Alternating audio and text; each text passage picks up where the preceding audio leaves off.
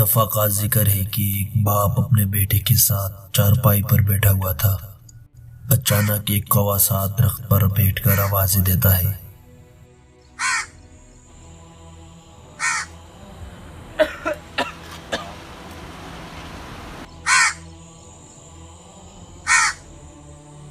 باپ بیٹے سے پوچھتا ہے کہ بیٹا یہ آواز کس چیز کی ہے؟ بیٹا جواب دیتا ہے کہ کوا ہے۔ تھوڑی دیر بعد پھر پوچھتا ہے کہ بیٹا یہ آواز کس چیز کی ہے؟